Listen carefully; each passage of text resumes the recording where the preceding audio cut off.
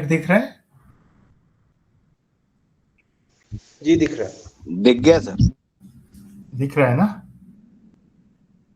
Okay. तो जो हमने पिछले कुछ सप्ताह से एक विषय जो शुरू किया है, उसी विषय पर यहाँ पर चर्चा मैं आज करने वाला हूँ। और विशेष रूप से जैसा हमने ये कहा था कि हर किसी किसान भाई ने अपनी नोटबुक और कलम से कुछ चीजें लिखना है, कुछ शब्द लिखना है। और मान लो कि साइंटिफिक अगर 300 शब्द हमें याद होते हैं, उसके इंफॉर्मेशन अगर हमें याद होती है, तो खेती आसानी हो जाती है। खेती में जितना भी विषय है वह आसान बनते जाता है। तो अभी यहाँ पर एक और नया विषय, उसी की जो कड़ी है उस कड़ी में हम लोग बात करेंगे। जैसा यहाँ देखिए, मैंने ये शब्द लिखने को कहा था, तो गलती से किसी ने शुरू किया है, कोई भी होवे, तो आप मुझे अभी बता सकते हो कि हाँ। जी जी, शुरू किया सर, मैंने शुरू किया है। और कितने लोग हैं? हमने भी किया सर। जी सर, मैंने भी किया। ओके, तो बहुत अच्छी बात है अगर ये सब चीजें हम लोगों ने शुरू की है। जैसा ये जितने भी शब्द है, ये शब्द हम लिखेंगे और उसमें से कुछ ना कुछ चीजें हमें याद होती रहेगी। लेकिन यहाँ पर देखिए कि एक और चीज हमें करना है, और आने वाले इस 3 से 4 महीना में वह चीज भी हमें सभी को करना है। डॉक्टर रोशन लाल जी है ना आज यहाँ पे? अभी है? जी सर मैं हूँ। सर मैं हूँ। हाँ जी। तो सर, आपका बेसिक बेसिक एंटेमोलॉजी यह विषय है या और दूसरा कोई विषय है? स्वाहा मेरा हॉर्टिकल्चर है सर। हॉर्टिकल्चर। हाँ, हॉर्टिकल्चर है। तो अगर हॉर्टिकल्चर सर। ओके, एक्चुअली हमें एक चीज और भी करना है कि अगर आपके अगर कोई दोस्त लोगों में से एंटेमोलॉजिस्ट अगर कोई होंगे जो इंसेक्ट या इस विषय पर काम करने वाले कोई भी हो, तो वो अगर उनसे कुछ हेल्प मिल सकती है तो हम सभी को लिए उपयुक्त तो होगा। उसका हम शरद भैया इसमें मदद कर सकते हैं। केबीके में ब्रजेश सर है, उनसे यदि निवेदन करेंगे तो वो आ सकते हैं सर। हाँ, यानी एक्चुअली आने की बात नहीं है, पर जैसा क्या होता है कि मेरा मेरा खुद का जो बैकग्राउंड है यह माइक्रोबायोलॉजी है, यानी जो सूक्ष्म जीव है उन विषयों में मुझे थोड़ा बहुत समझता है। लेकिन जो कीड़ा है, इंसेक्ट है, उसकी मालूमात भी होना बहुत ज़रूरी होती है। अब यहाँ पे देखिए, आपको ये स्लाइड में जैसे कुछ नाम दिख रहे हैं, हेलिकोर्पा है या स्पोडोप्टेरा है। और जो हमने पिछले कुछ सप्ताह से काम शुरू किया, तो पेस्टिसाइड रेजिस्टेंस इस विषय पर हम लोग अभी चर्चा कर रहे हैं। और यहाँ पर आप देख सकते हो कि जो हेलिकोवर्पा है, यानी चने के खेत में आने वाली इल्ली है, उसका एक यानी एक टाइप है। और यहाँ इस पब्लिकेशंस के माध्यम से ये वे कहना चाहते हैं कि 892 यानी 892 अलग अलग जगहों पर फील्ड लेवल का ट्रायल हुआ, और उसमें से ये पता चला कि यह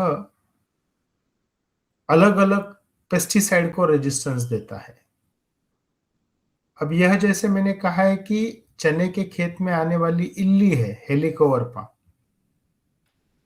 यहां पर हम लोग देख सकते हैं दूसरे स्लाइड में प्लूटेला ज़ाइलोस्टेला, यानी जो गोभी के खेत में ये इल्ली आती है। या और भी जैसा है स्पोडोप्टेरा, जो सोयाबीन जैसे फसल में आती है।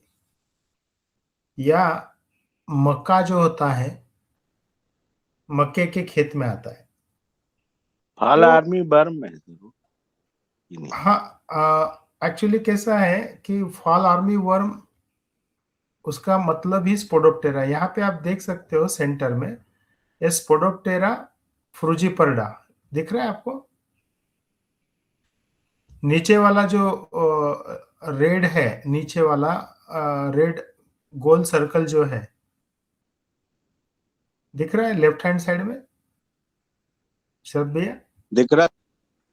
तो उसमें देखिए, उसमें स्पोडोप्टेरा फ्रॉगीपर्डा लिखा है, हाँ सर, हाँ। और उसके सामने देखिए उसी को फॉल आर्मीवर्म कहते हैं। अच्छा अच्छा, यानी ये जो हाँ फॉल, लिखा है जी। जी सर, मिल गया। हाँ, यानी फॉल आर्मीवर्म जो है और वो ये जो सर चने की है, इसको तम्बाकू की इल्ली कहते हैं क्या? यानी कहने का मतलब क्या है कि यही जो है, यह फॉल आर्मीवर्म जो आपने कहा वो कॉमन नेम है, लेकिन साइंटिफिक नेम उसका स्पोडोप्टेरा है। और इस तरह हमें हमारे यहाँ पे जो दवाई लेके आते हैं, मान लो पैकेट लेके आते हैं या कोई बोतल लेके आते हैं, तो उस बोतल पे ये चीजें लिखी होती है। तो आप सभी को एक ही करना है, आप जो पेस्टिसाइड लाते हो उस पेस्टिसाइड के ऊपर कौन से इल्ली का नाम लिखा है या कौन सा चित्र है, उसके ऊपर से आप ये सारी जानकारियां कर सकते हो। तो आप सभी लोगों से गुजारिश है कि आप आपके यहाँ पे जो पेस्टिसाइड लाते हो उनकी बोतलें निकाल के रखिए, उनके पैकेट निकाल के रखिए, और उन बोतल पर क्या अंग्रेजी में नाम लिखा है। जैसा अभी जो शरद भैया ने कहा है कि उसे फॉल आर्मीवर्म कहते हैं, लेकिन उसका साइंटिफिक नेम स्पोडोप्टेरा फ्रूगीपर्डा है। वह नाम जब हम लोग एक लिस्ट पे लाके रखेंगे तो उस लिस्ट में से हमें पता चलेगा कि कौन सी दवाई उस पे काम करती है, यानी असर देती है या नहीं देती है। और इस तरह से अगर हर किसान भाई अपने खेत में जो भी हम लोग दवाई छिड़कने के लिए लाते हैं उसके बारे में अगर विवरण करेंगे, तो एक दिन में ही बहुत सा इंफॉर्मेशन बाहर आ सकता है कि इस पेस्ट के अगेंस्ट, इस इल्ली के अगेंस्ट, या इस जो भी इंसेक्ट है उसके अगेंस्ट कौन सा दवाई काम करता है और कौन सा नहीं करता है। और मुख्यतः जो डेटा हम इस साइट से निकालते हैं, तो यही मालूमात होती है कि रेजिस्टेंस किसके किसके अगेंस्ट आया है, क्योंकि ये साइट ही रेजिस्टेंस का है। अब इसमें देखिए यहां मैंने कुछ नाम लिखे हैं, जैसा प्लूटेला। शरद भैया पढ़िए नाम। इसमें सर अभी आया नहीं सर नाम, दिख नहीं रहा अभी। स्लाइड नहीं दिख रहा है। अब आया सर, अब गया फिर वापिस चला गया। नहीं आ रहा है स्लाइड। अब आई सर। हाँ, नाम पढ़िए सर, फिर चली गई, वो जा रही है सर, वापस चली गई। एक मिनट। प्रेमिसा, ये आई है स्लाइड। हाँ, मेटाराइजम की ये आ रही। और अब प्लूटे, हाँ आ रही है ना प्लूटेला। हाँ जी, प्लूटेला आ रही। सभी को दिख रहा है ये नाम प्लूटेला ऊपर लिखा है? जी दिख रहा है। नहीं दिखाई दे रहा है। हाँ, यानी कहने का मतलब ये जो मैंने नाम लिखे हैं, प्लूटेला, बेमिसिया, मेकेनोलिकोकस, हेलिकोवर्पा, स्पोडोप्टेरा, सेराटोवैक्यूना, यानी इन विषयों पे कहीं ना कहीं मुझे काम करने का मौका मिला था। लेकिन जैसा मैंने कहा है कि मेरा जो विषय था वह माइक्रोबायोलॉजी था, और यह जो विषय है यह एंटामोलॉजी, यानी जहाँ पे इंसेक्ट का विषय आता है उस विषय में थोड़ी बहुत मालूमात है। अब ये जितना भी यहाँ लिखा गया है, जैसा प्लूटेला है, बेमिसिया है, ये जितने भी इंसेक्ट के नाम यहाँ लिखे हैं ये दुनिया भर में सबसे ज्यादा दिक्कत करने वाले इंसेक्ट्स हैं। जैसा हमने गोभी का विषय लिया तो उसमें ये प्लूटेला आता है। बेमिसिया जो है, कोई बता पाएगा बेमिसिया यानी क्या है? White fly. तो यह जो सफेद मक्खी है, व्हाइट फ्लाई, मान लो जो मिर्च है या अमरूद है ऐसी फसलों में, या टमाटर है इन फसलों में, यह सफेद मक्खी यानी व्हाइट फ्लाई आता है। मैकेनोलिकोकस सभी में होने लगी सर व्हाइट फ्लाई तो। यानी ये जो नाम लिखे हैं यही सबसे बड़ी दिक्कतें हैं। और अगर आप सभी लोग अपने अपने आसपास के एरिया में अगर कोई एंटामोलॉजिस्ट होवे, उनसे इतनी भी इंफॉर्मेशन निकाल ले कि हमारे यहाँ ये चीजें कौन सी ज्यादा फसलों में दिक्कत करने वाले इंसेक्ट है, तो उसके बेसिस पे बाकी की चीजें हमें पता चल सकती है। यानी ये मैकेनिलोकोकस जो है, यानी जो मिलीबग होता है, और ये मिलीबग अंगूर में आने वाला मिलीबग है, उसका नाम है। हेलिकोवर्पा जो मैंने कहा है चने की खेती में जो आता है या तुअर की खेती में जो आता है वह कीड़ा है। स्पोडोप्टेरा यानी आप मक्के की खेती होवे या सोयाबीन की खेती होवे, उन सब चीजों में ये आता था। जैसे सोयाबीन में पहले आता था, अभी कम हो गया है, लेकिन आज मक्के में आता है। और जो नीचे लिखा है सबसे, सेराटोवैक्यूना लैनिजेरा, यानी जो वूली एफिड है, गन्ने की खेती में गन्ने का जो पन्ना होता है वो पूरा वाइट हो जाता है नीचे से। तो वह जो वूली एफिड है, तो ये जितने भी पेस्ट है, ये सारे पेस्ट दुनिया भर में दिक्कतें कर रहे हैं। और इनके अगेंस्ट जितना भी अगर हम लोग देखें, अब मैं कुछ साइट पे जाके आपको दिखाऊंगा कि किस तरह से इन चीजों का असर अपने को देखने को मिलता है।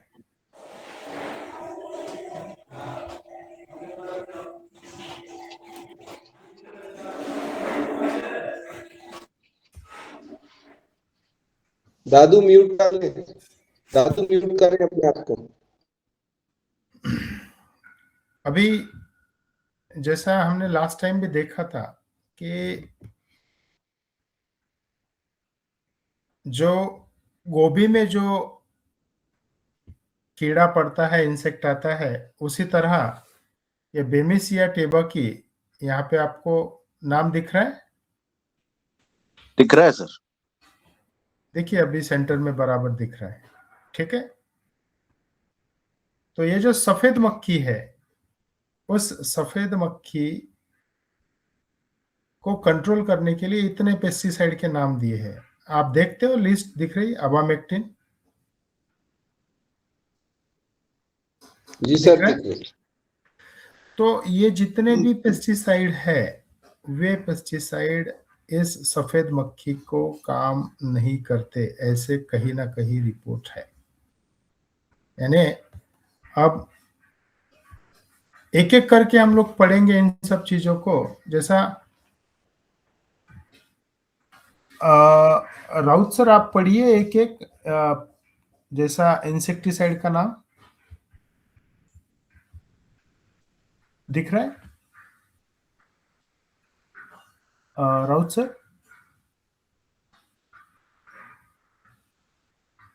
शरद भैया आवाज आ रही है जी मेरी? हाँ आ रही है, आपकी आवाज आ रही एक मिनट, मेरी आवाज आ रही? हाँ है। रावत सर, हाँ मैं बोल रहा हूँ। अबामेक्टिन हाँ, ये तो अबामेक्टिन के सामने क्या कितना आंकड़ा लिखा है? 7। 7। अभी ऐसा पढ़ते जाइए, जहां पे आंकड़ा बड़ा है वहां पे रुक जाइए। एसिफेट 3, एसिटाम्प्रिड 62। अब देखिए ये एसिटामाप्रिड करके जो इंसेक्टिसाइड है, जो पाउडर फॉर्म में आता है। हाँ देखिए, अब जैसा एक चीज शरद भैया ने क्या बताई कि ये पाउडर फॉर्म में आता है, यानी हम सब लोग मिलजुल के अगर काम करेंगे तो हमें आसानी होती जाती है। अब फिर से थोड़ा और पढ़िए राउत सर। एसिटाम्प्रिड, एसिटाम्प्रिड फिर अलग से दिए हुए, फिर एसिटाम्प्रिड प्लस DEF, फिर है एफिडोप एट्रोमाइसिन, पायरोपेन, फिर है BHC प्लस साइक्लोडाइन्स। अभी रुकिए, यहाँ पे BSC हम कहाँ पे यूज करते थे? ये अपने मच्छरों के लिए, राइट, बेंजीन हेक्साक्लोराइड। मलेरिया में यूज करते थे इसको। बराबर। आगे पढ़िए। बायफेन्थ्रीन, बुप्रोफेंजिन, ब्यूटाकार्बोक्सिन। बुप्रोफेंजिन 23 है, ये भी बड़ा वो है। और कार्बोक्सिम, कार्बोफ्यूरान, कार्बोसल्फान, क्लोरफेनबायर, फिर है क्लोरफेनविनफॉस, फिर क्लोरपायरिफास इथाइल, क्लोरपायरिफास मिथाइल,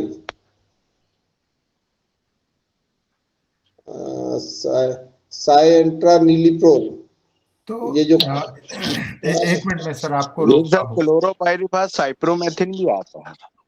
हाँ वो अलग यानी मिक्स आता है जी। यानी अब सर यहाँ पे देखिए कि मैं अगर ये लिस्ट पढ़ने लगूँ तो यहाँ पे कितने अलग अलग तरह के पेस्टिसाइड आ गए? टोटल 72 72 है।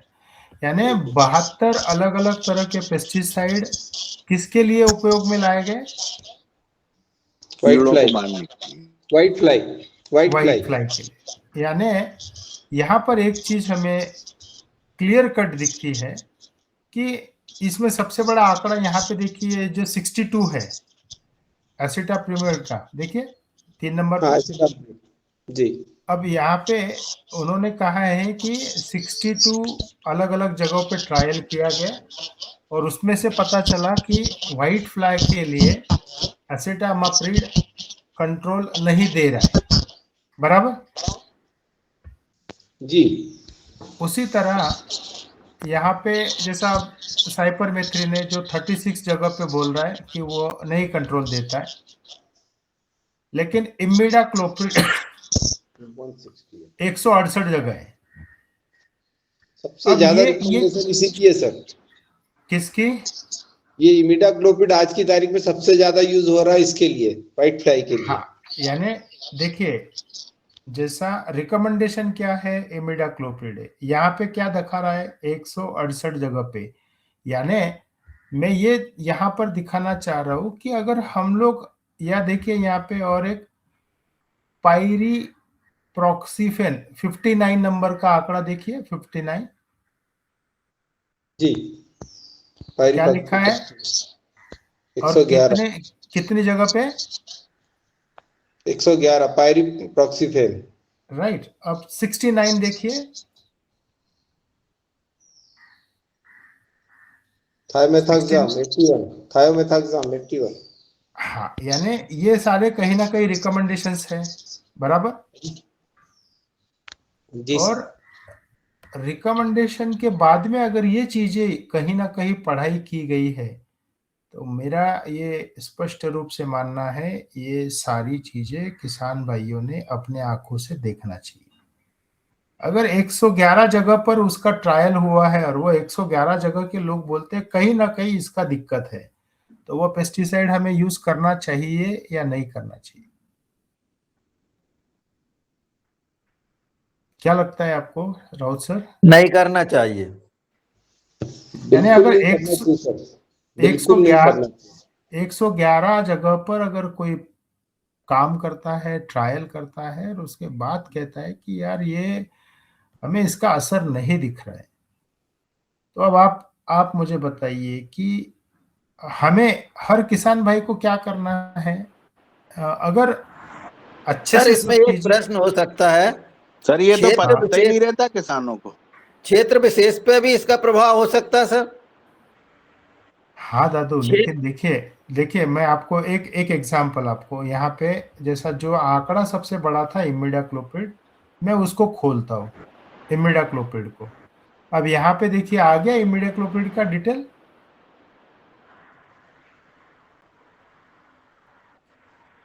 अब ये सारी जो चीजें है ना, आप जो क्षेत्र की बात कर रहे हो, जैसा देखिए पहले लोकेशन देखिए यहाँ दिखता है। राउत सर आप पढ़िए लोकेशन। लोकेशन में सर टर्की, हाँ, अब देखिए यानी ये टर्की टर्की, है। टर्की के बाद में देखिए और क्या आया है? स्पेन, स्पेन स्पेन, है, उसके इंडिया, बाद देखिए पाकिस्तान, इंडिया, पाकिस्तान सब है। फिर इंडिया, इंडिया की भी अलग अलग लोकेशंस है। अब देखिए चाइना, चाइना, पाकिस्तान, अब देखिए यूएसए, यूएसए, हाँ। ईरान। अब ये अभी एक मिनट राउत सर, अभी सर हमने चाइना का नाम सुना, जी हमने यूनाइटेड स्टेट्स का नाम सुना, जी हमने स्पेन का नाम सुना। अब दादू आप मुझे एक बात बताइए कि चाइना, अगर हम लोग मैप पर देखें तो कौन सी दिशा में है चाइना? पूर्व में, उत्तर पूर्व, अ- अमेरिका कहाँ पे है? दक्षिण, पश्चिम उत्तर, पश्चिम उत्तर। अमेरिका पश्चिम उत्तर, और चाइना यह पूर्व में है, उत्तर में है। और स्पेन कहाँ पे है? स्पेन उत्तर में आएगा, थोड़ा उत्तर पश्चिम में आएगा ये भी। यानी कहने का मतलब देखिए पूरब और पश्चिम, और वो दोनों के बीच में है यूरोप। चाइना जी और अमेरिका के बीच में है यूरोप, जी बराबर। तो मान लो चाइना है जो पूरब में है, अमेरिका है जो पश्चिम में है, स्पेन जो सेंटर में है, और इंडिया मान लो हम ऐसा कहेंगे कि थोड़ा सा साउथ साइड में आता है, अगर हम लोग अपना नक्शा देखें तो, यानी ग्लोबल नक्शा देखें, यानी पूरी तरह से साउथ में भी नहीं है, उत्तर और दक्षिण के बीच में है। अब इन सभी जगह पर अगर कहीं ना कहीं रेजिस्टेंस दिख रहा है, यानी लोकेशन स्पेसिफिक भी अगर आप देखो, तो यह रेजिस्टेंस, अब यहां देखिए सर एक नाम पढ़िए पहले नंबर वाला, राउत सर। Brazil Brazil. दिख रहा है, ब्राजील। अब ब्राजील। ये ब्राजील तो साउथ अमेरिका का पार्ट आ गया है ना, उस एरिया में आ गया, यानी पूर्व पश्चिम उत्तर दक्षिण इन सभी जगहों पर इन चीजों का ट्रायल किया गया। अब यहाँ पे देखिए एक मेक्सिको दिख रहा है राउत सर, मेक्सिको। हाँ, मेक्सिको दिख रहा है, उसके नीचे स्पेन, यूएसए। हाँ, यानी मैं ये चीज यहाँ पर रखना चाहता हूँ कि अगर हम लोग आंखें खोल के ये सारी चीजें देखें, तो हमें पता चलेगा कि भैया परिस्थितियां क्या है, कहाँ कहाँ पर इनका ट्रायल्स हुआ है। देखिए आज ऑनलाइन या इंटरनेट का जमाना है, आपको कितना कितना समय लगा राउत सर ये सब चीजें निकालने के लिए इंटरनेट के माध्यम से? 2 मिनट भी नहीं लगता सर, बस आपको मालूम होना चाहिए।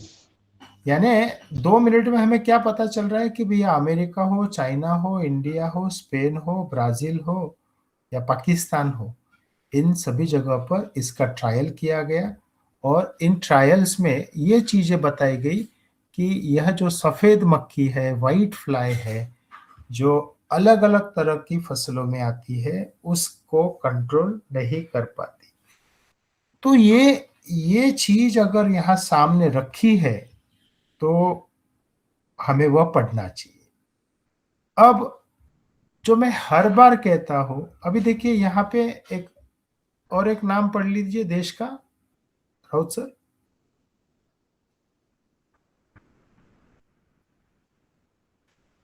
राउत सर पढ़िए ना। हाँ, जर्मनी एक दिख रहा minute sir. Germany, USA, Florida, Spain, Guatemala, है? चाइना। यानी देखिए कि ये सारी जगह पर कहीं ना कहीं ट्रायल्स हुई है और ये मान लो कुछ ट्रायल्स लैब लेवल की है, कुछ ट्रायल फील्ड लेवल की है, पर आप सभी को एक ही काम करना है आने वाले सप्ताह में। राउत सर आप बताइए क्या काम होना चाहिए, उसके बाद हम दादू को, शरद भैया को या और भी जो किसान भाई यहाँ जुड़े हैं हमसे, हम उन्हें पूछेंगे कि हमें क्या करना चाहिए अगले सप्ताह। राउत सर आपसे शुरुआत करते हैं। हम जितने भी दवाइयाँ इस्तेमाल कर रहे हैं उनके सबके नाम और कितना डोज इस्तेमाल कर रहे हैं और किस कीड़े के लिए कर रहे हैं, इसकी जानकारी इकट्ठी करके रखें। शरद भैया। हाँ सर, हमें भी ये नाम इकट्ठे करने चाहिए और जो नाम इसमें हैं उनके विषय में भी सर कंपनियों का और अलग अलग नाम लिखना चाहिए इसके।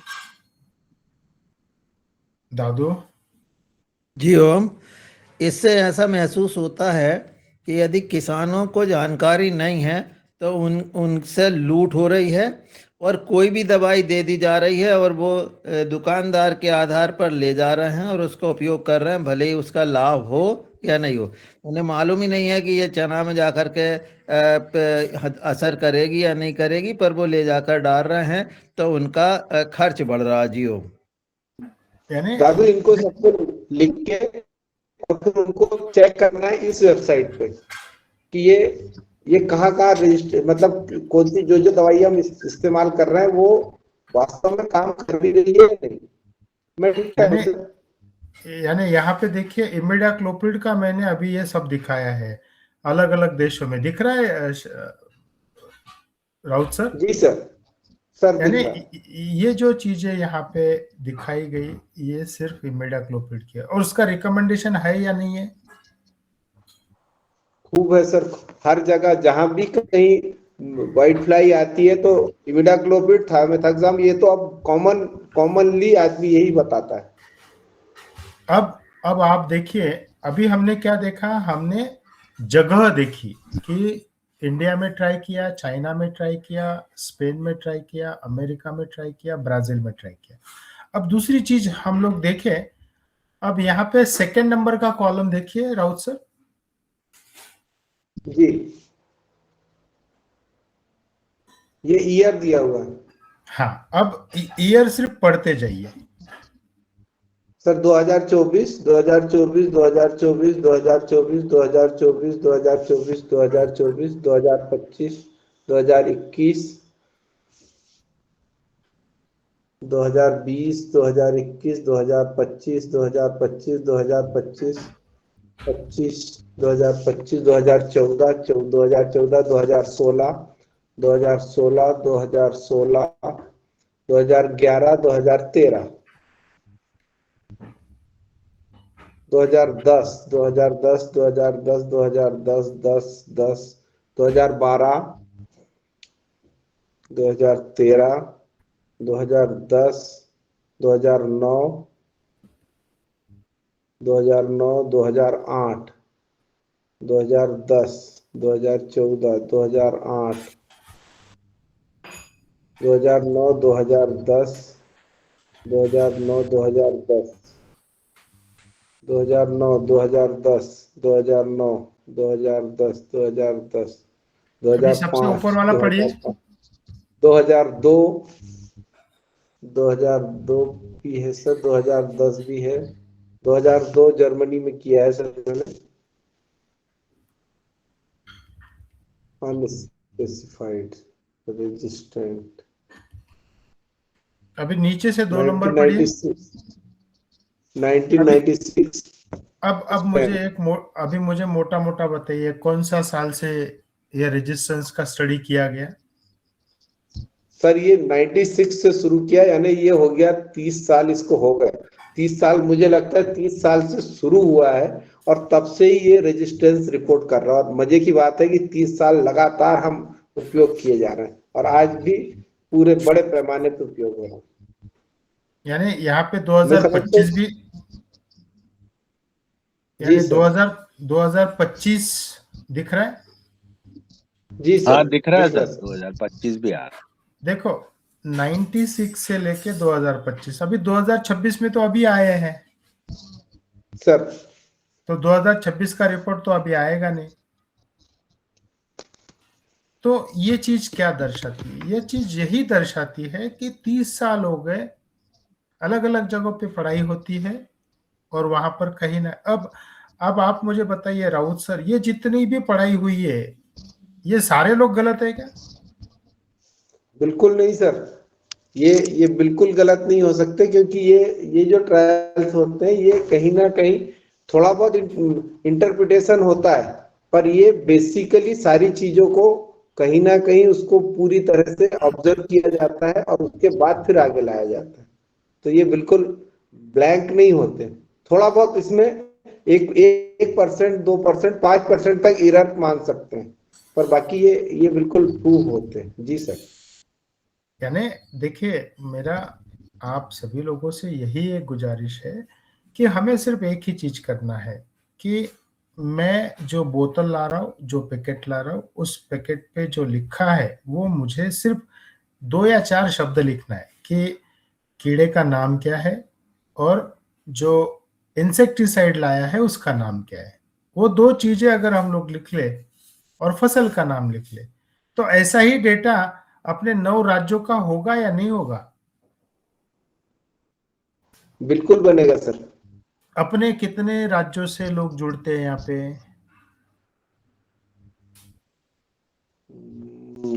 एक मिनट लिखता हूं मैं। महाराष्ट्र, मध्य प्रदेश, उत्तराखंड, उत्तर चलो प्रदेश।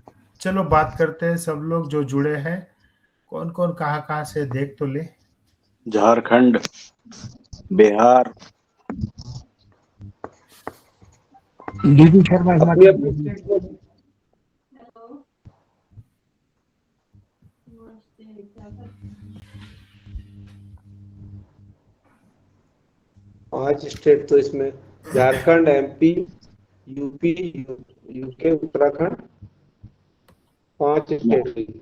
महाराष्ट्र भी। महाराष्ट्र, हाँ महाराष्ट्र भी है सर।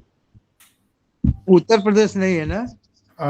एक मिनट सर, पवन सर का हैंड रेज है। पवन सर आपका कमेंट लीजिए सर। जी सर, पवन सर जी। धन्यवाद जवान, बहुत अच्छे आपने आज टॉपिक जो है आज उसको अच्छी तरह से आज आपने खोल दिया है। तो मेरा जो सुझाव है वो ये है कि मैंने जब लेबल्स को देखना शुरू किया था तब इसकी फॉन्ट इतनी छोटी थी कि एक लाइन पढ़ने के बाद तो लोगों का इंटरेस्ट ही खत्म हो जाता था। तो एक तो ये समस्या हमें देखने पर आई है, और तो लोग फिर पढ़ते नहीं है क्योंकि अगर वो इतना छोटा बना दिया जाता है, उसके अक्षर इतने छोटे होते हैं, वो उसको नहीं पढ़ पाते हैं। आज के समय पर हो सकता है कि अक्षरों का साइज बड़ा हो गया हो। तो मेरा सुझाव यह है कि जब हमारे किसान भाई इसका अध्ययन करें तो इसमें उस पेस्टिसाइड की या जो भी उसको आप ये कर रहे हैं उसकी एक फोटो भी खींच लें नजदीक से, मतलब क्लोज अप ले लें, जिससे कि उसके बारे में पता लग जाए और उसको दिखाया भी जा सके, उसको ग्रुप में भी शेयर कर सकते हैं। तो ये पता लग जाएगा कि हमने फला केमिकल के ऊपर बातचीत की, लेकिन उसमें एक्चुअली जो लिखा हुआ है उसको सब लोग हमारे जो कोर ग्रुप है उसमें अगर डालते हैं तो उसमें बाकी लोगों को भी पता लगता है कि कौन कौन सा केमिकल के ऊपर हमने उसको समझने का प्रयास किया है और उसमें लिखा क्या है, और जो लिखा हुआ है उसको फिर क्रॉस चेक करते हैं पेस्टिसाइड रेजिस्टेंस की जो वेबसाइट है, जिसको आज डॉक्टर चौहान ने दिखाया है, तो हम शायद उस चीज को और अच्छी तरह से समझ पाएंगे। तो एक विजुअल इम्पैक्ट होना एक बहुत अच्छा एक तरीका हो सकता है, जिससे कि उसका हम उसको समझ सकें। और ये भी चीज मैंने देखी, ये समझ में आई थी, हालांकि उसकी पुष्टि नहीं हो पाई कभी भी, कि कितनी दवाइयां जो बाजार में मिल रही हैं, और कुछ जगह पर सही मिल रही होंगी लेकिन कुछ जगह पर वो नकली भी मिल रही है। तो प्रश्न ये भी है कि ये नकली दवाइयों को पहचानने का कोई तरीका किसी ने विकसित किया है, इसको जन सामान्य तक कैसे इसको समझ इसकी बन सके। अभी तो खाली दवाई को, लेबल को देखने की और उसको समझने की बातचीत हो रही है। मैं उसका एक दूसरा अध्याय जिसके ऊपर हम बाद में भी बातचीत कर सकते हैं, वो ये है कि अगर ये दवाई नकली हुई तब क्या होगा और उसके बारे में पता कैसा लगेगा। क्योंकि कई कुछ समय पहले, कई साल पहले ये तथ्य सामने आया था कि जो आदमियों के लिए जो दवाइयां हैं जो मेडिकल स्टोर में मिल रही हैं, उसमें भी करीब इतना प्रतिशत नकली दवाइयां हैं। मतलब वो किसी एक ऑथोराइज्ड कंपनी के द्वारा या किसी एक फर्म के द्वारा नहीं बना करके वो उसी तरह से बन रही है जैसे कि आजकल हमारा दूध बन रहा है।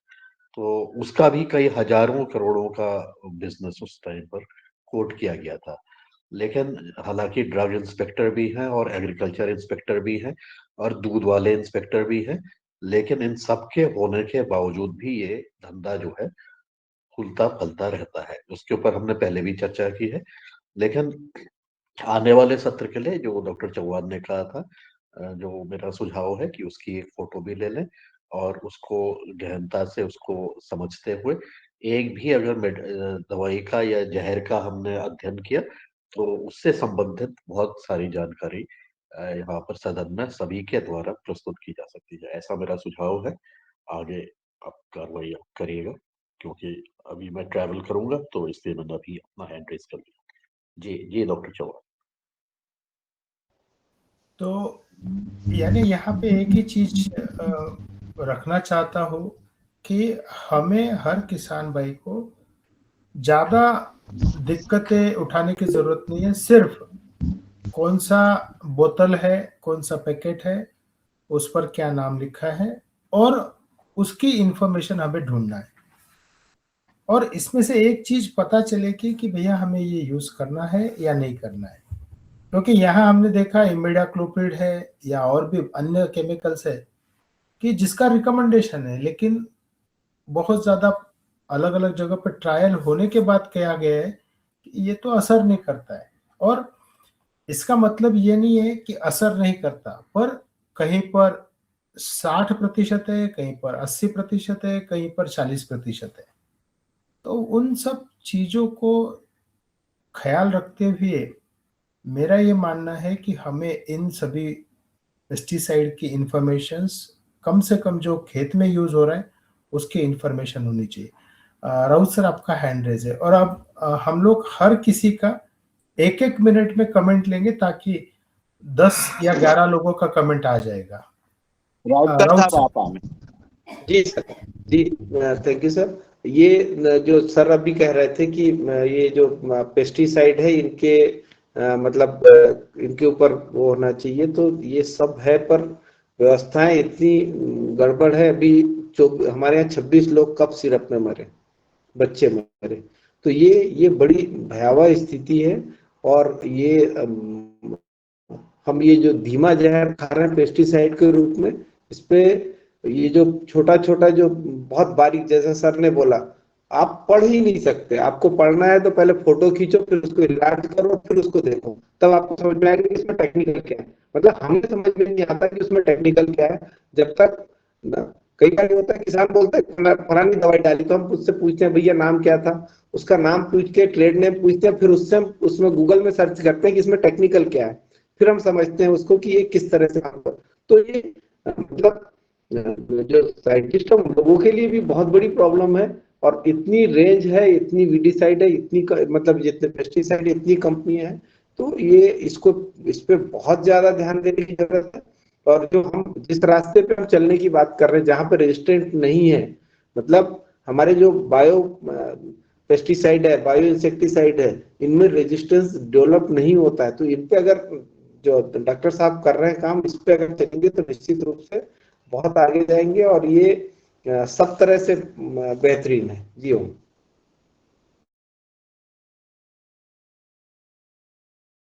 DD Sharma sir. सभी को गुड मॉर्निंग। जो आज ये डॉक्टर संतोष जी ने पूरी बैकग्राउंड बताई है हमारे इंसेक्टिसाइड खास करके, तो आज की जो प्रेजेंट सिनेरियो है वो बहुत ही अजीबोगरीब है।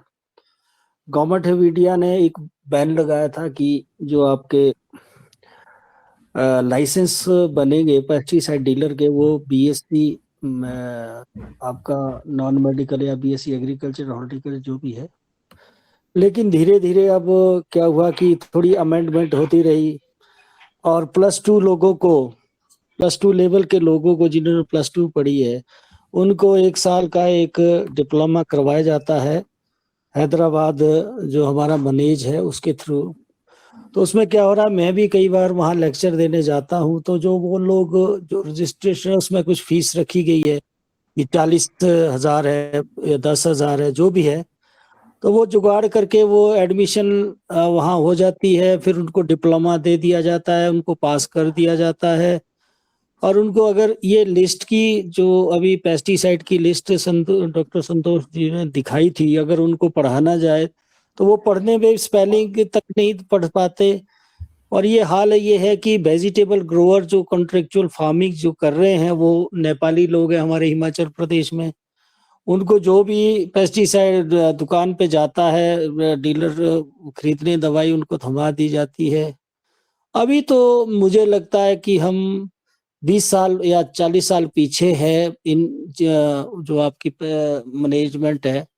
तो ये बहुत टफ काम हो गया है, और अभी भी सरकारें जो है आंखें मूंद के बैठी है। एबीसी कोई भी आती है किसी स्टेट की, कहीं भी हो, मेरा मतलब तो ये है कि जब तक हमारा पॉलिसी डिसीजन और पॉलिसी वाला, अब जो चेकिंग करने जाते हैं ब्लॉक में एक इंस्पेक्टर होता है, कितनी पंचायतें उस ब्लॉक के अंडर आती है और कितनी पंचायतों में वो या शहरों में वो पेस्टिसाइड डीलर की दुकानें हैं। तो मैं तो यही कहना चाहूंगा कि जो आपने आज ये मुद्दा रखा है कि देखना है, और देखना तो देखेंगे, लेकिन जो किसानों की जब तक नॉलेज नहीं होगी, पढ़ा लिखा किसान जब इसमें नहीं आएगा, तो मेरा मतलब ये है कि किसानों को पहले बेसिकली नॉलेज होना बहुत जरूरी है, तभी वो अपना क्रॉप का मैनेजमेंट कर पाएगा।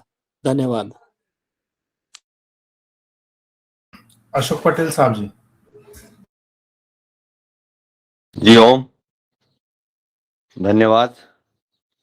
नहीं, ये तो आप सही कह रहे हो कि मेन चीज ये है कि डिप्लोमा महत्वपूर्ण थोड़ी है। डिप्लोमा रख ले या बीएससी वाला लड़का रख लो, महत्वपूर्ण ये है कि बाजार में ऐसी चीज आना ही नहीं चाहिए ना, जो चीज, क्योंकि इतने वैज्ञानिक और इतनी रिसर्च सेंटर और इतने सब कुछ, ये चीज बनी काय के लिए?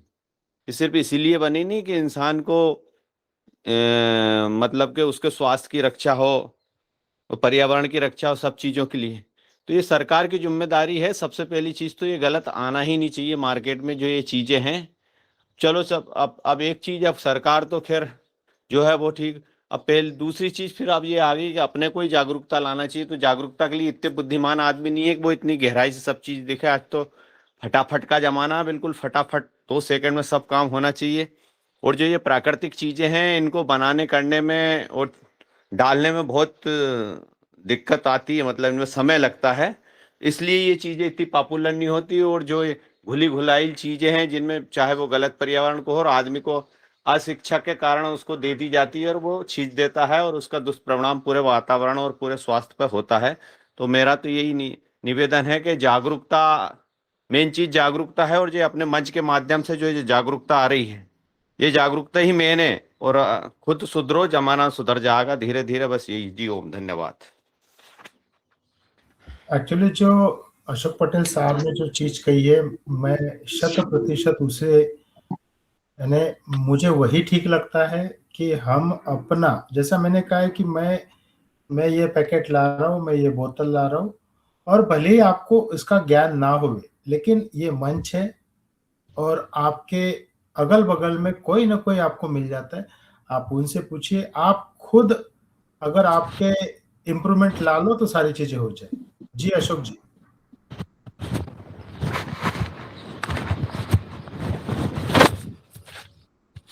ठीक है, अशोक भैया का हो गया। हाँ शरद भैया। जी बहुत अच्छा सर, और ये इतनी महत्वपूर्ण जानकारी आज आपने दी है। ये हम लोग तो बहुत सारे रिसर्च सेंटर में भी जाते रहते हैं, और लगभग हमारे यहाँ पे पवारखेड़ा में 70 साइंटिस्ट हैं, लेकिन अभी इतनी महत्वपूर्ण जानकारियां अभी हमें इतनी नहीं मिली जो आपने दी सर।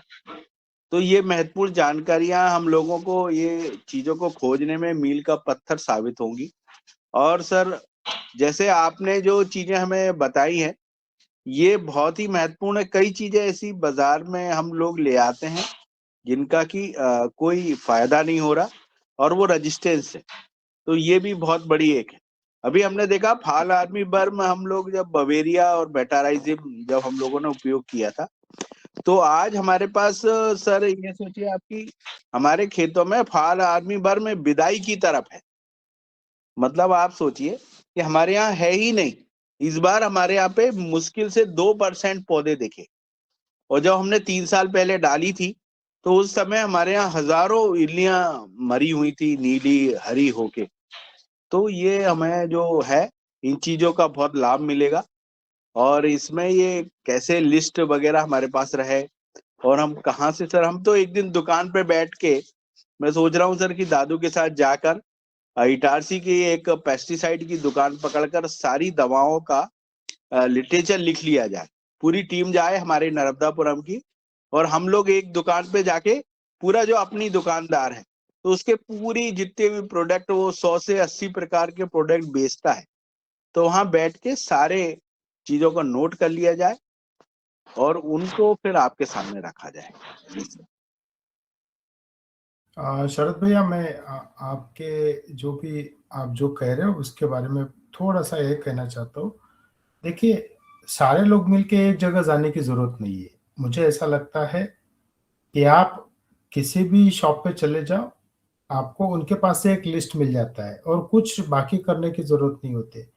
और मेरा ये स्पष्ट रूप से मानना है, देखो हमें पढ़ाई नहीं करना इन चीजों की। मेरा खेत है, मेरी ये फसल है, मैं ये दवाई लाता हूँ, बस उतना ही आप कर लो। क्योंकि देखो, आप वो बड़ा काम करने जाओगे, जो आपको करना है वो नहीं होगा। आपकी मक्के की फसल है, आप स्पोडोप्टेरा आता है और आप ये दवाई छिड़कते हो, उतना भी काम अगर हो जाए इस मंच पे, जैसा अभी मुझे 26 लोग जुड़ते हुए दिख रहे, तो 26 लोग हैं, 6-7 राज्यों से आज लोग जुड़े हैं। तो हर कोई, जैसा आज यहाँ महाराष्ट्र में हम लोग काम कर रहे, आप खुद होके कम से कम 100 लोग इकट्ठा करने का कोशिश करो। 100 लोगों को इसका नॉलेज देने का कोशिश कीजिए। और जहां पर भी आप जाते हो, जैसा मान लो आज आप इटारसी से कहीं दिल्ली चले गए, इटारसी से आप गुजरात चले गए, जहां पे भी जाते हो वहां की कुछ इंफॉर्मेशन लेके आइए। और इसमें क्या होगा कि आपका नॉलेज भी बढ़ेगा, लेकिन सामने वाले को ये इंफॉर्मेशन मिलती जाएगी, और आप ये चीजें कहीं पे छेड़ दोगे, जैसा आज ये विषय यहाँ पे छेड़ा गया है, तो कम से कम अभी जो 26 लोग हैं उसमें के 2 लोग तो देखेंगे आज दिन भर में, कम से कम 2 लोग तो वो पैकेट को देखेंगे कि यार मैं क्या यूज कर रहा हूँ, मैं उस पैकेट पे कौन सा चित्र दिया है, किसी फसल का चित्र दिया होता है कि मान लो जैसा चना है या अंगूर है या टमाटर है। लेकिन आपको मैं एक चीज और भी यहाँ पे बताना चाहूंगा कि मुख्यतः जो फसल से ज्यादा पैसा मिलता है उस फसल के चित्र रखे जाते हैं। तो हमें उतना ही करना है जितना हमें जरूरी है। हमें बाकी, जैसा अशोक पटेल साहब ने जो कहा है कि पहले अपना देखिए और बाद में बाकी का देखते, और अपना अपना भी देख लेंगे तो हमारे पास में एक बहुत अच्छा इंफॉर्मेशन इकट्ठा होगा। डॉक्टर किशोर दुबे जी। धन्यवाद सर।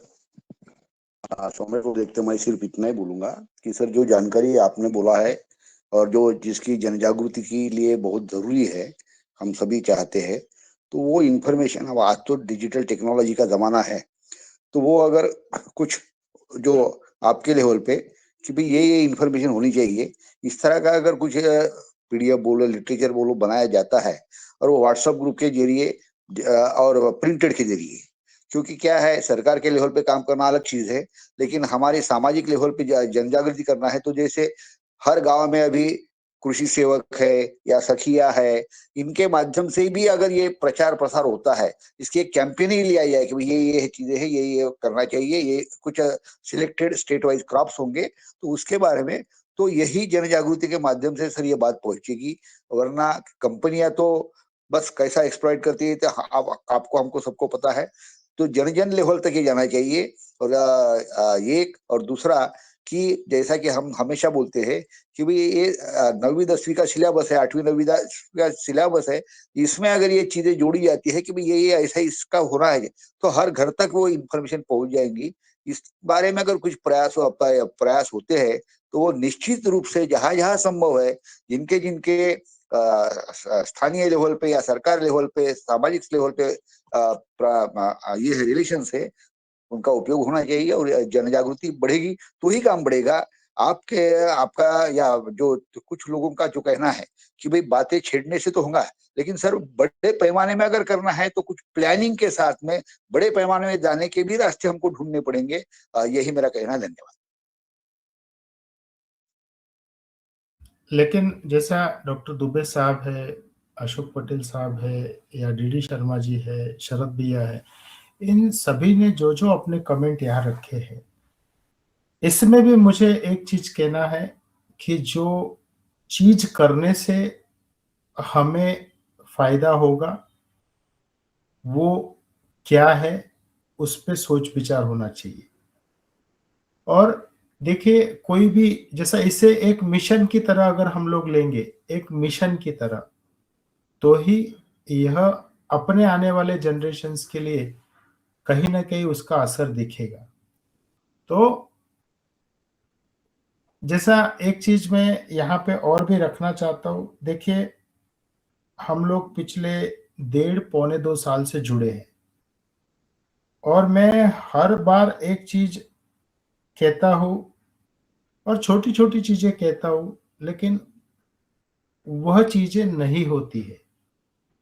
वह चीजें ना होने का रीजन क्या है, यानी जैसा कुछ डेटा मांगा जाए किसान भाइयों को आप सभी से कि आप कौन सा पेस्टिसाइड यूज कर रहे हो, उसकी मात्रा क्या है, तो यह डेटा नहीं आता है। यह चीजें यह दर्शाती है कि हम सच में खेती का यह जो काम है इसमें कितना सीरियस है। और जो अशोक पटेल भाई साहब ने जो कहा है ना, पहले हम खुद सुधरने का कोशिश करें, दुनिया सुधर जाएगी।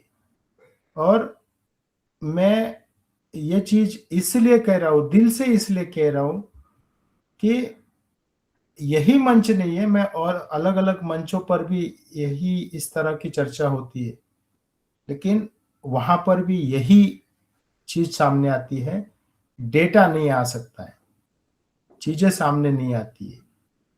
तो ये जब तक हम लोग दिल से इसके पीछे नहीं पड़ेंगे, और मुझे कहीं कोई दुकान पे जाने की जरूरत नहीं है, आप कहीं जाइए मत, कोई इटारसी के दुकान में मत जाइए, आपने जो बोतल लाई है बस वो बोतल लाके उसका फोटो ले लीजिए, उस पर आपको सारी चीजें मिलती है। क्योंकि उस फोटो लेने के बाद ही आपको सिर्फ कलम से आपके नोटबुक में लिखना है और आपके मोबाइल में ही सारी चीजें अवेलेबल है। और आज इंटरनेट का जमाना है, मोबाइल में आपको सारी इंफॉर्मेशन मिलती है। अगर मान के चलो आपको मोबाइल में वो ढूंढना नहीं आया, आपको मोबाइल चलाना नहीं आया, तो आपके घर में ही कोई ना कोई है जो आपको इसका जवाब देता है। ठीक है, मैं ऐसा कहूंगा कि आपके घर में भी नहीं है, आपके बगल वाले जैसे आपकी कॉलोनी है, वो कॉलोनी में कोई ना कोई बंदा है आपको मदद करेगा। यानी इन सब चीजों में मैं यहाँ पर सीएम राय साहब है, वो हर जगह ढूंढते रहते हैं। तो कहीं ना कहीं आप देखिए कि सीएम राय जी ने कहा ना कहा जाकर छोटी मोटी चीजें होए, छोटे प्रश्न हुए, लेकिन उसका उत्तर मिलाने का कोशिश कर रहे। और मैं ये चीज इसलिए कह रहा हूं कि यानी मुझे कभी कभी ये बुरा लगता है कि मैं कुछ छोटी छोटी चीजें मांगता हूं, लेकिन वो चीजें नहीं आ पाती। अगर मैं इस मंच पे ये कह दूं कि हम लोग अब हर सप्ताह की जगह हर 3 महीना में सेशन रखेंगे, तो चलेगा राउत सर?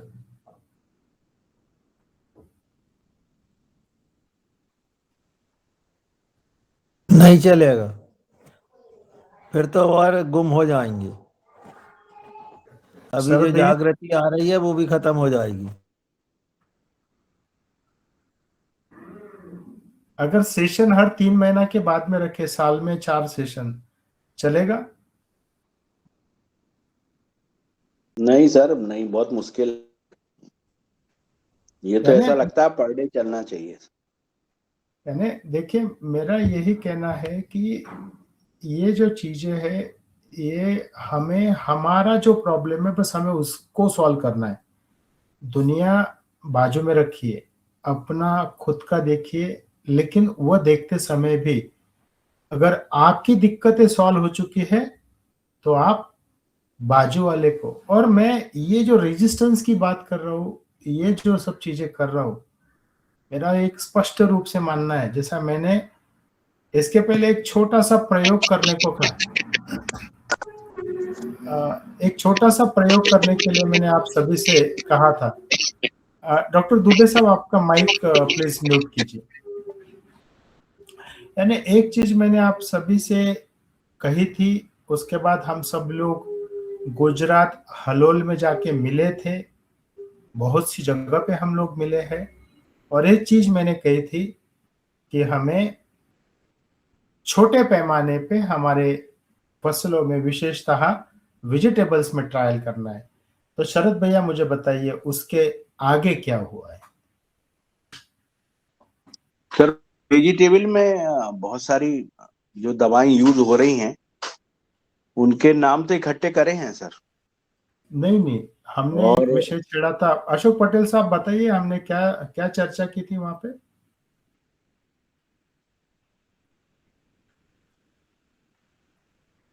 अशोक भैया, दादू, हमने क्या चर्चा की थी वहां पे? हम लोगों ने बैठ करके आपस में जहाँ वहाँ बैठे थे, तो ये कहा था कि भाई अपन छोटे छोटे ग्रुप में कुछ काम करेंगे, और ऐसी चर्चा हुई थी सर। और कोई कहेगा क्या क्या चर्चा हुई थी वहां पे अलग हलोल में? अलग अलग अलग फसलों पे, हाँ हाँ, अशोक भैया बोलिए। अलग अलग फसलों पे ट्रायल की बोला था कि अलग अलग फसल करके उन पे ट्रायल करो, ये जो चीज है उन पे। तो एक एक आदमी एक एक चीज पे ट्रायल करके और उसका रिजल्ट देगा। यानी मान क्या? लो टमाटर की खेती हर जगह पे होती है, हर राज्य में होती है। अगर टमाटर के ऊपर मैंने सिर्फ इतना कहा था, जैसे हम यहाँ पे गुंठा कहते हैं, यानी 1000 स्क्वायर फीट, तो 1000 स्क्वायर फीट के अगर 3 प्लॉट बना ले, एक प्लॉट में मुझे केमिकल डालना है, एक प्लॉट में मुझे प्राकृतिक दवा डालना है, और एक प्लॉट में मुझे केमिकल, मान लो मैंने 50% कम किया और उसमें 50% प्राकृतिक डाला, तो ये 3 चीजें क्या दर्शाएगी? जो केमिकल मैं यूज कर रहा हूं उसका रिजल्ट है या नहीं है। क्योंकि आप स्पेसिफिक ट्रायल करोगे तो आपको पता चलेगा कि यह केमिकल कितना असर देता है। अब मान लो ये ट्रायल हुआ महाराष्ट्र में, वही ट्रायल हुआ मध्य प्रदेश में, वही ट्रायल हुआ हिमाचल में, क्योंकि टमाटर तो हर जगह हो रहा है ना। तो यह जो ट्रायल का भाग है, हमें सभी को करना चाहिए, और उस ट्रायल का डेटा अगर 1 साल भर भी अच्छे से काम किया जाए तो हमें पता चल जाता है कि यह प्राकृतिक दवा अच्छी है, यह केमिकल वाली दवा अच्छी है। फिर वो दोनों को एक साथ में जोड़ के हम हमारी खेती अच्छे से कर सकते हैं। लेकिन इन सब चीज़ों के लिए हमें सीरियसली काम करना ज़रूरी है। और मैं ये चीज़ इसलिए भी कह रहा हूँ कि सच में आजकल ऐसा होता है कि हर सप्ताह भी आना कभी-कभी दिक्कत हो रही है, क्योंकि सही में तकलीफ हो रही है। यानी जैसा अभी 8 बजे का मीटिंग खत्म हुआ तो 9 बजे और कहीं न कहीं है, और हर जगह संतोष चौहान नहीं आएगा। अशोक भैया ने अपना काम, अपनी टीम बनाना ज़रूरी है। अशोक भैया ने अपने-अपने किसानों को साथ में जोड़ के उनके साथ में आना ज़रूरी है। शरद भैया ने अपनी टीम बनाना ज़रूरी है। डॉक्टर दुबे ने अपनी टीम बनाना ज़रूरी है।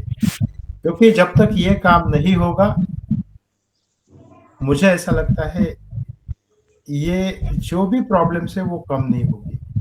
तो सीरियसली हमें जो हमने सोचा है, डिसाइड किया है, वो होना चाहिए।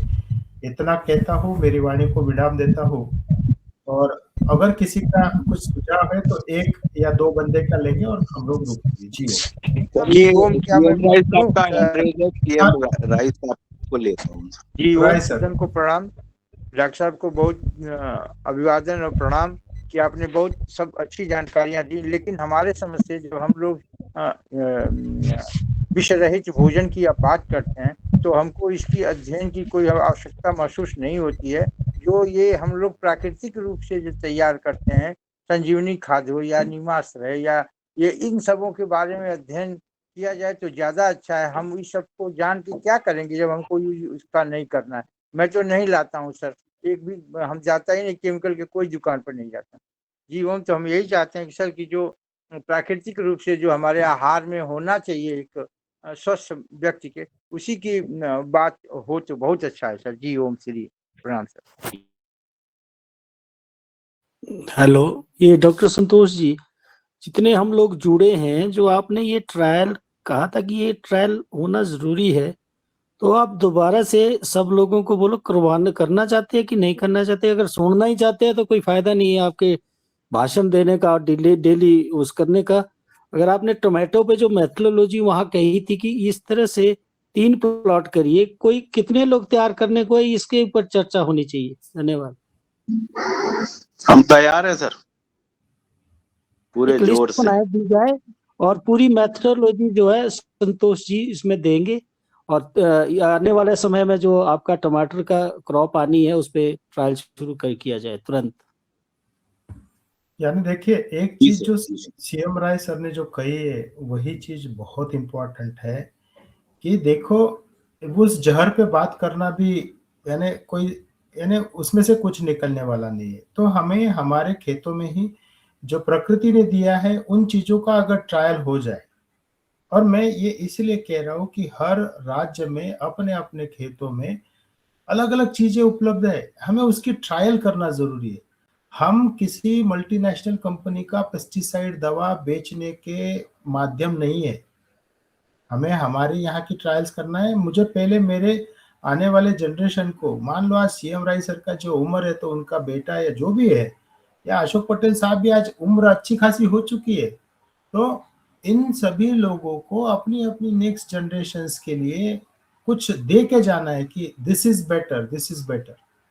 तो इस तरह से अगर हम लोग सीरियसली काम करेंगे तो कुछ ना कुछ असर दिखाई देगा।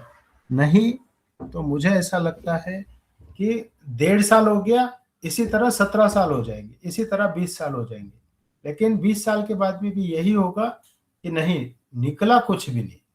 वो पहाड़ खोदा और निकला चूहा, उस तरह का ये सब चीजें होगी। जी हो। बहुत अच्छा सर, और बहुत महत्वपूर्ण जानकारी। मैं बलराम जी का हैंड रेज है, उन्हें बुलाता हूँ। बलराम जी।